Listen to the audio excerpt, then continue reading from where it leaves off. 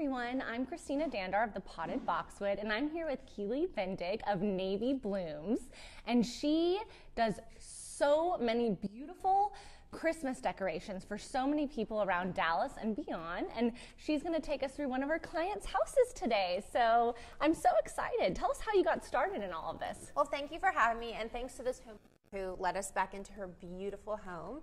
My name is Keely, and I started Navy Blooms a few years back. I actually started in the fresh flower and faux flower area, and I still do that during the year, but during Christmas is where I started picking up a lot of clients. A lot of clients love to have specialized decor to match their homes. And so that is something I just totally jumped on, and I am lucky to have clients that trust me and trust my design process in order to get their Christmas dreams to come true. Oh, I love that. So how long has this been going on? Did it start small and continue to grow, or? Correct. It started really small. My first year, I think I had maybe 3 clients. This year, I am topping at 47. Wow. So I bet during November and December, it's almost every day. Every single day.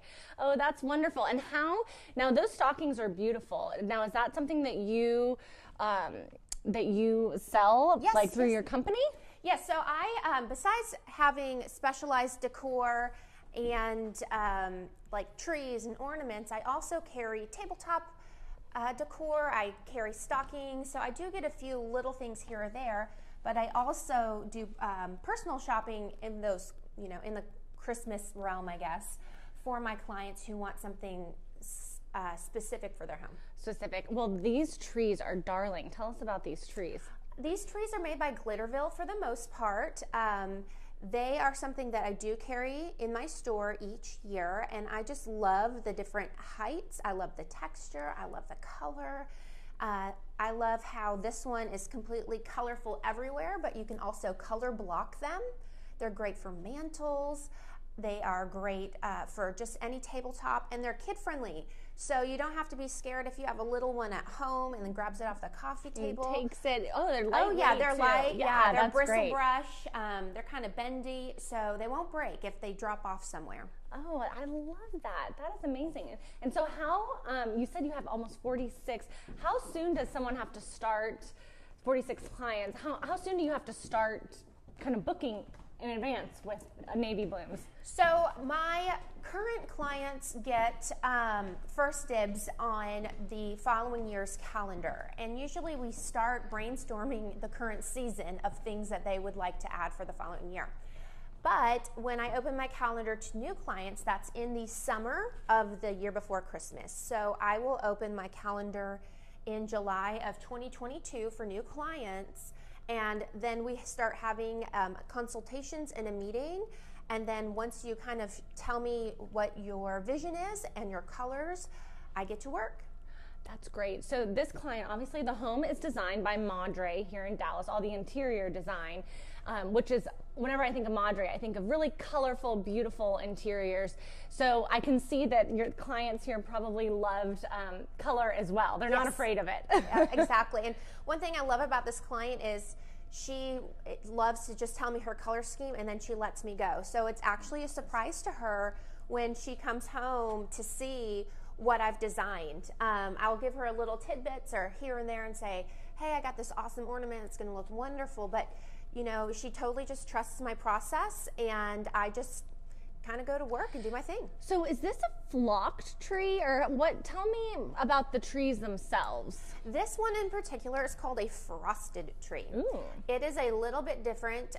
It's right in the middle between a green and a flocked, and so it just has a very light white dusting on it, and the branches of it are a little bit more kind of straight and pointy. Okay. Versus that formal living tree is a heavy flocked tree. And when we have close-up pictures of that too, and these bows are so fascinating, just how they're layered and entwined within the tree. Yeah, so I think the number one step ever is invest in ribbon. You can use it each and every year. Just roll it up at the end of the year. So all of these bows and kind of loops I made in the tree and I just kind of twist tie them in the branches, and I just make sure to go in really deep in the tree and pull it out to make it look like it's a fluid motion. It's really so interesting. That takes talent in and of itself. Yes. But once you start a tree with ribbon, you'll realize that you really don't need as much ornaments, because the ribbon, it makes such a statement. That's a really great takeaway for, I think, a lot of people, because I just tend to pile on ornaments, but this looks so much more kind of finished. And the garland here, I love how you just did kind of the ornaments and the ribbon on the ends of the garland. Yes, so I chose to do it on the ends of the garland just because her home is so beautifully decorated, and it's got things in every corner where your eye goes. And I just wanted to make it an accent to the tree, and I did not want it to compete with a tree. So I chose to decorate the ends to match it. Plus, it's under the television, and you just don't want that big of a distraction where you're going to watch your television every day. I completely agree with that. And now, are the ornaments sort of clustered together? They are clustered together. So all of the ornaments I use on clients' trees are glass. I just think the finish out of them is beautiful. I think they're just classic and just gorgeous. So I actually hardwire every single ornament onto the tree. Whether it's glass or plastic, I wire them on. So, for example, I have a cat at home that likes to climb my completely glass tree, and not one has fallen off yet. Wow. So people who are scared to use glass ornaments because of pets and kids, wire is the key. Wire is the key. That's great. What a cute little bar. Pine cone trees. Those are darling.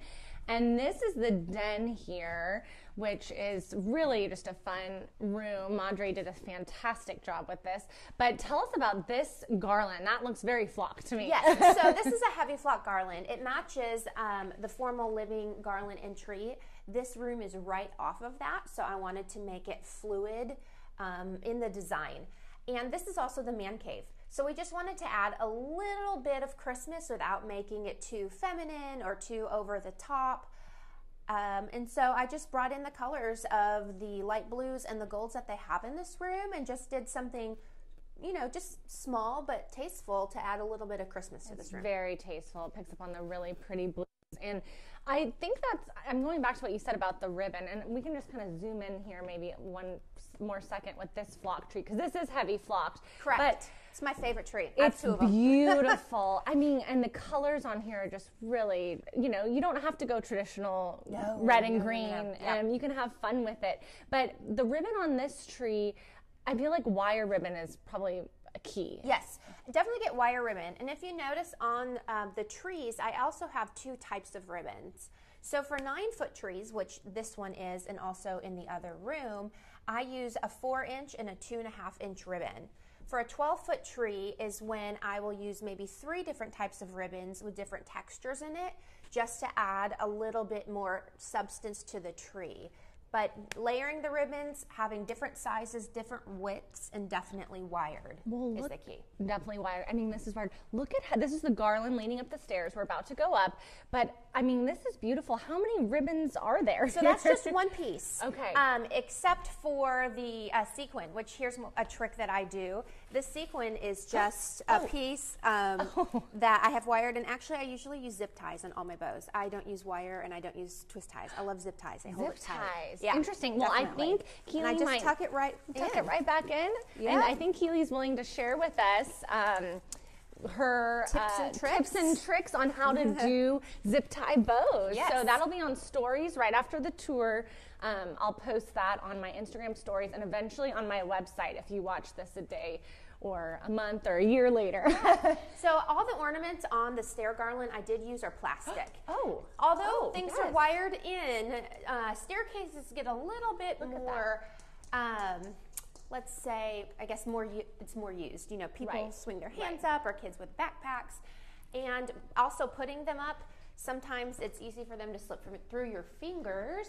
So plastic on the stairs. Plastic on the stairs. That is very wise, and probably with having maybe like a new puppy, or I mean, you said with your cat though, just your hands. Right, everybody kind of touching things. Yes. What a darling little girl's room here, and then this tree. This is fun. So there's 2 girls' rooms that were in between. This is sort of the landing, and it goes right out to the front of the street. So it's on display. You can see it on Yes. from the outside. So tell us about this tree. So this tree is actually a light pink flocked tree, which I think is so fun. The client just said, I'd like a fun pink tree for my daughters, and left me to do the rest. So I got this tree. I love how the lights are hot pink. And then I just decorated it with just fun little ornaments, cotton candy and little stuffed animals and cupcakes. And I tried to keep it white for most of the ornaments besides the specialty ones. So the specialty ones do pop out a little bit more. There is some garland in there. It's just a fun, cute little girl's tree. It's really darling. And so obviously there's some sentimental ornaments on here as and well. they put those on. They put those on. So you go through and just sort of give a base for everybody to work with. And if you wanted to add on your own. Correct, yes. And I saw they did that in the den tree as well. So afterward, a lot of people have their sentimental ornaments or things that their kids make. And I mean, obviously add it to your tree. It's your tree. I think that's wonderful. And I found out something great. The homeowner was telling me that you will actually store all of your clients' Christmas decor. Yes, so Navy Blooms can be a white glove service in the sense that not only do I brainstorm and shop and design and we come in, install, most of my installs are in one day, leave, clean up when we leave, vacuum and all the things. I also have a warehouse where I can store your materials. So if you're somebody who likes takedown service as well, we'll come in after the holidays, we'll take it all down, I will sort it, label it, put it in bins, and take it with me to be stored at the warehouse for an additional fee. What a luxury. Yes. I know that so you can be hands-off. Hands-off completely, Yep. which makes so much sense. And this has really been fun to see your talents. Thank you. And I love the tree here. That's amazing. And you source all of most of these ornaments yourself and sell them. Yes. And so this year I did have a store. You know, every year is learning, and so next year I'll try to learn something new in order to make the products more available to people and clients. But yeah, a lot of the stuff I just source specifically for the clients and also specifically in the trends that I see coming for that Christmas season. Year. Well, that's wonderful. And if any of you have any inquiries about some of these products, I know that Keely would be happy to share. She's at Navy Blooms on Instagram, and I will tag you, obviously, in everything. Thank you. So if anybody wants to, you know, try to source what you've seen here today, I'm sure she would help. But this has really got me in the Christmas spirit. So thank you so much. Thanks, everybody. Merry Christmas. I am back here with Keely of Navy Blooms Dallas, and she is going to work her ribbon magic and show us a little trick. Yeah, so I'm going to show you guys some tricks. The number one question I get asked every season is, how do you put ribbon on a tree? So I thought showing you guys some tips and tricks to make you comfortable and be able to do it at home just would be beneficial for everyone. First is the bow at the top. I'm a big bow at the top Christmas tree kind of girl, but the great thing about my bow is it's not a real big bow. And what I'm going to show you with this strip of ribbon is how I created that, I guess, bow look-alike without it being intense for you guys at home. So usually I start with a super long piece of ribbon, and as you can see, I've got two pieces here. This is 2.5 inch and this is a 4 inch. I always layer two together. And I love it when they also have two different textures or two different patterns to them in order just to create some dimension. They are both wired. You do need wired ribbon. So for the top, what I do is I actually will place the ribbons on top of each other, and I'll just hold on to it, and I'll create a loop, and then I'll create another loop. But instead of putting it on top, what I do is I turn it to the side. Oh, so it's kind of perpendicular or 90 degrees to my first loop. Okay. And I'm just hanging on to it. Okay. And then I'll create another loop and kind of, again, make it in a different direction. Okay. And sometimes I do 3, sometimes I do 4, sometimes I do 5. And then you should have a long end of the rest of your ribbon on the end. And then what I do is actually I use zip ties. Zip ties are my most favorite thing ever invented. I like it better than wire. I like it better than pipe cleaners. And I'll zip tie it. Okay. Once I zip tie it, I then put this at the top, and then the end of the ribbon is what I fold into the tree. Beautiful. So up here, there are about 5 or 6 of these little bows that I kind of stuff to make it fit the height and the width of the topper that you need. So it just makes it a little less restricting versus having like one big bow at the top to try to wrap around the whole tree. You make a whole bunch of mini bows, or mini loops, I guess you could say, and you stuff them in. Where you see a hole in where you don't need the ribbon on the end to come down, I just cut it, and then I kind of have a little stuffer, and then I'll put that stuffer in the hole at the top. Wonderful. What a great resource. It's just a really easy way to make a bow. People get intimidated by making bows. And again, it's just loops, and you just kind of twist and zip tie. And what's great about it is if you change your mind, you can unzip tie it, and then you have a long piece of ribbon again. And then you can reuse it, because ribbon is reusable. So you just kind of straighten it out a little bit. You can even steam it, get the wrinkles out. So that is how I do my toppers. But the next thing I do is how I put ribbon into the trees. What you'll notice is I do kind of mini loops throughout. Sometimes I will do 2. Sometimes I will just do 1. Here's just 1 loop. Sometimes I do none. It just depends on the tree and where I want more volume in order to kind of offset the top of the tree. One of the things I do is I leave a tail end out both sides. So for example, in this spot, I'm going to create my loop, and I'm just going to do 1. And what I do is I find something deep in the tree, and I'm going to use the tree branches as a twist tie. Oh. And then I kind of fluff out the loop. And at this point, you can pull the end to make the loop bigger, to make it smaller, whatever you see fit. And then I have the extra end that can come out in a different direction. And I cut it in the fishtail. That's my preference. Some people like it at an angle. Oh, I like the fishtail. Yeah, just a little extra. And then you stick it all up in there. And then when it comes to the rest of it, what I do is I kind of find a way that the ribbon itself organically flows down the tree. I never put ribbon in a straight line for the most part, whether it's vertical, horizontal, or at a diagonal. I kind of try to have it skip. So the easiest way is you want to go deep into the tree. You don't want to twist tie or put your ribbon on the very ends. That makes it look like it's not incorporated in the tree. So I usually kind of puff it out, find a place in my tree that I can twist tie it in. When I twist tie it in, you do not want it tight. Right. You want to have it just like loosely on there. So at that point, I'll pull out the ribbon. Kind of sometimes I have to move some of the branches behind it in order to make it fit well. And then I see where the next part drapes down by itself. And then from there, I do the same thing over again. I find a place deeper in the tree. I twist tie it in. I puff it out where I see fit. And then there we go. Beautiful. I fishtail the ends.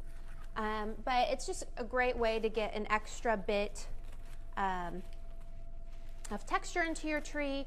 I love how the loops add just another, it's almost like an ornament in itself out of ribbon onto your tree. And it's just a good way to, just add some dimension. And then one thing quickly is this is how I wire ornaments. A lot of times for smaller ones, I'll do clusters. So I just use floral wire. Floral wire. Yeah, Wow. and people are like, how do you get it on? How do you get it off? For my brain, I wire everything on clockwise. And so at the end of the season, when I find the end, I know to unwind it counterclockwise. And so all I do is I find the branch and I just twist it on 2 or 3 times, and then it's on there. And the great thing about the wire is it keeps the ornaments on the tree tight. A lot of people are like, they droop, they sag. How do you make it stay tight? It's definitely the wire. Floral wire. So, Well, wonderful. yeah. This is so helpful. Thank you. You're welcome.